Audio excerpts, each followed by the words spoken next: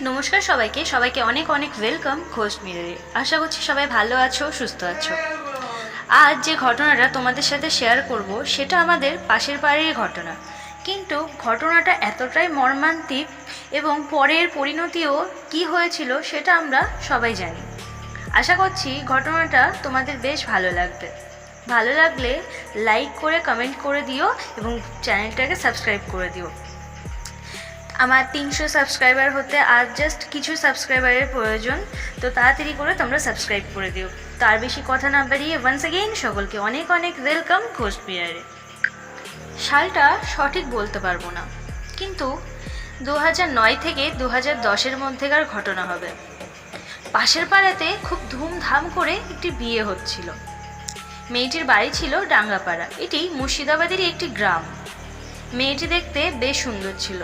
2-3 বার দেখেছিলাম, আমি তখন খুবই ছোট, অত পরিষ্কার মনে নেই।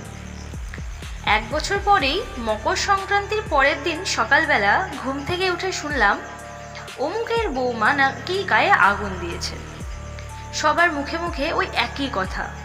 ছোট জায়গা, কথাটা রটতে খুব একটা বেশি সময় লাগলো না। আরও খারাপ ব্যাপার ছিল, মেয়েটি প্রেগনেন্ট ছিল, প্রায় 5 মাসের। মেয়েটির শ্বশুর বেশ ক্ষমতাশালী ছিল আমাদের এলাকায়, তাই সবাই সামনাসামনি কিছু না বললেও আড়ালে সবাই ওদের খারাপ ব্যবহারের কথাই বলছিল, মেয়েটির উপর কিভাবে ওরা মানসিক এবং শারীরিক অত্যাচার করত। শোনা গেল মেয়েটির বডি নাকি প্রায় 90% পুড়ে গিয়েছিল। প্রায় 2 দিন বহরমপুর মেডিকেল কলেজ হসপিটালে ভর্তি থাকার পর মেয়েটি মারা যায়। এর মধ্যেই একটা ঘটনা সামনে আসতে থাকে, সেটা হলো মকর সংক্রান্তির দিন সন্ধ্যাবেলা ওদের বাড়িতে নাকি খুব চেঁচামেচি ঝামেলা হচ্ছিল। মেয়েটি নাকি মালপোয়া খেতে চেয়েছিল। আসলে মেয়েটির বাপের বাড়ি অতটা সচ্ছল ছিল না, সেই কারণে ওদের মন মতো পণ দিতে পারেনি। সেই নিয়ে ওদের বাড়িতে মেয়েটিকে চাপ দেওয়া হতো। তো মেয়েটি যখন মালপোয়া খেতে চেয়েছিল তখন ছোট লোকের মেয়ে হ্যানা ত্যানা যেরকম হয় আর কি, গ্রামে গঞ্জে বা শহরেও হয়তো হতে পারে কিছু কিছু, কিন্তু তখন বেশি হতো এইসব জিনিস। তো এই নিয়ে 1 কথা 2 কথা থেকে মেয়েটির সাথে ঝামেলা বেঁধে যায় এবং মেয়েটির শ্বশুর শাশুড়ি এবং হাজব্যান্ডের সাথেও ঝামেলা হয়। মেয়েটির হাজব্যান্ড ঘরে চলে যায়, তারপরেও মেয়েটি শ্বশুর শাশুড়ির সাথে ঝামেলা হচ্ছিল। হঠাৎই কথায় কথায় কথা বেড়ে মেয়েটির শাশুড়ি নাকি উনুনে জ্বলতে থাকা জ্বলন্ত উনুন থেকে একটি জ্বলন্ত কাঠ বের করে মেয়েটির গায়ে সপাটে এক বাড়ি মারে। এবং আগেই যেটা বললাম, মকর সংক্রান্তির দিন শীতকাল, গায়ে উলে সোয়েটার থাকায় আগুন খুব সহজেই মেয়েটির গায়ে ধরে যায় এবং মেয়েটি বাঁচার জন্য বাড়ির এদিক ওদিক ছুটতে থাকে। তখন মেয়েটির শ্বশুর শাশুড়ি মেয়েটিকে না বাঁচিয়ে ঘরে গিয়ে নিজেরাই বাঁচার জন্য দরজা লাগিয়ে দেয়, কারণ মেয়েটি তখন জ্বলুনি পুরুনিতে এদিক ওদিক ছুটে বেড়াচ্ছে। মেয়েটির হাজবেন্ড তখন দেখতে পেয়ে একটি কম্বল নিয়ে এসে মেয়েটিকে বাঁচায়, কিন্তু ততক্ষণে মেয়েটির অর্ধেক শরীরের মানে মাংসই যেন ঝলসে গলে পড়ে গিয়েছে। পরে কি হয়েছে সেটা তো তোমাদেরকে বললামই, যে পাড়াতে এরকম সব মেডিকেল কলেজে মারা যায়।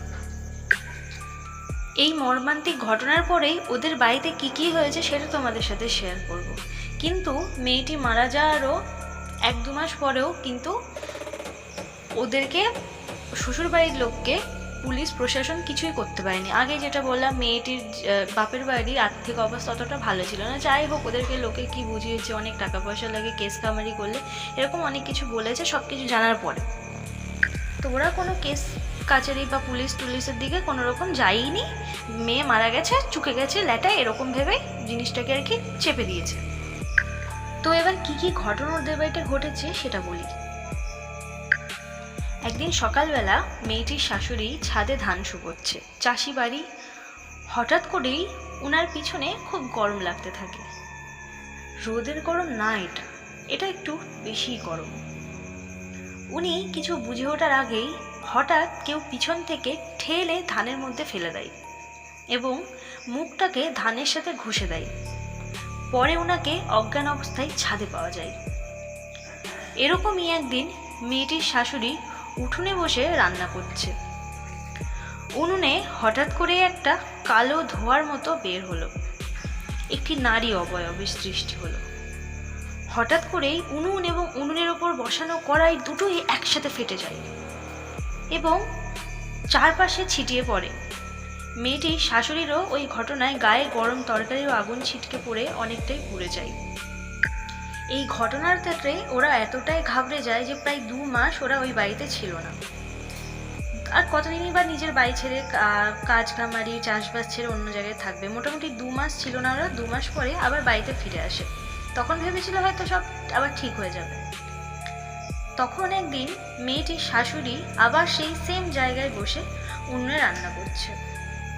হঠাৎ উনার কিছু একটা হয়ে যায় এবং নিজের অজান্তেই নিজের বাঁ পাটা তিনি উনুনের মধ্যে কখন ঢুকিয়ে দেন।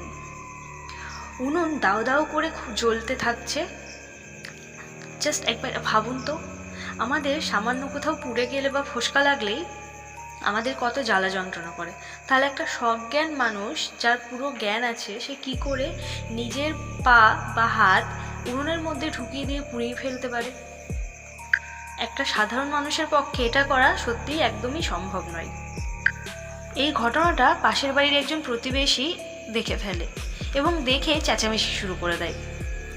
চেঁচামেচিতে উনার হোশ ফেরে। হোশ ফেরার পর উনি জোরে জোরে যন্ত্রণা ও জ্বালাতে চিৎকার করতে থাকেন। সে বিরাট চিৎকার, কিন্তু ততক্ষণে পা যেন ছাই হয়ে গেছে। মেয়েটির শাশুড়িকে হসপিটালে নিয়ে গিয়ে ভর্তি করা হয় এবং মোটামুটি 10-12 দিন ভর্তি থাকার পর ওনার শরীরে আরও বিভিন্ন সমস্যা দেখা যায়। শোনা গিয়েছিল পাটা কেটে বাদ দিয়েছে, যেহেতু পুড়ে গিয়েছিল। তো এই ছিল আজকের ঘটনা। তো উনি সমস্যা শরীরে আরও দেখা যায় এবং উনি 10-12 দিন ওই হসপিটালে সেম বহরমপুর মেডিকেল কলেজে ভর্তি থাকার পর উনি মারা যান। ওদের বাড়িতে আরও অনেক ঘটনা ঘটেছে, সেগুলোও বলবো, কিন্তু এই ঘটনাটা যে শাশুড়ির সাথে ঘটেছে এবং শাশুড়ি যে মারা যায় সেই সেমভাবে পুড়ে, ওর ছাড়া অনেক কম কষ্টে, ও তো একদম জ্যান্ত পুরো শরীর পুড়ে গিয়েছিল মেয়েটির, তাও আবার বাচ্চা সমেত, পেটের বাচ্চা সমেত। তো ওর শাশুড়ি কিন্তু মারা যায়, কিন্তু এর পরেও কিন্তু ওদের বাড়িতে এইসব জিনিসগুলো যে শুরু হয়েছিল এগুলো কিন্তু বন্ধ হয়নি। ইভেন এখনও অবধি ওদের বাড়িতে অনেক ঘটনা ঘটেছে। পরে আসছি, কিন্তু এর পরে আরও কী কী হয়েছে বা সেই ঘটনাগুলো তোমাদের সাথে শেয়ার করি। মেয়েটির শাশুড়ি তো মারা গেল, কিন্তু এবার এইসব জিনিসগুলো হচ্ছিল এতদিন শাশুড়ির ওপরে, কিন্তু এবার হতে শুরু করলো শ্বশুরের ওপরে। কেমন সেটা বলছি। যেমন ওরা এখন তো ছেলে আর ছেলের বাবা, শাশুড়ি তো মারা গেছে, শ্বশুর এবং স্বামী বেঁচে ছিল মেয়েটির। তো মেয়েটির শ্বশুর যখনই খাবার টাবার রান্না করে রেখে যেত, খাওয়া তো সঙ্গে সঙ্গে তো কেউ রান্না করে খায় না, তো খাবার টাবার রান্না করে যখন রেখে যেত বাড়ির কাজের লোক, তো কাজের লোক রান্না করে দিয়ে যাওয়ার পর পরিষ্কার স্বচ্ছ খাবার বাড়িতে বিস্কেটের ভিতরে ঢুকিয়ে ঘর লাগিয়ে দিয়ে চলে যেত ওরা। এসে দেখতো খাবারে ছাই, প্রত্যেকটা খাবারে ছাই পড়ে, ভাতে ছাই, তরকারিতে ছাই, যা থাকতো প্রত্যেকটা খাবারে ছাই। কন্টিনিউ এটাই হতে থাকলো। ওরা ওই ছাই প্রথমে তো খেলো না, তারপরে দেখলো যে প্রত্যেক দিন এটা হচ্ছে, তখন ওরা এটা সহ্য করতে পারলো না।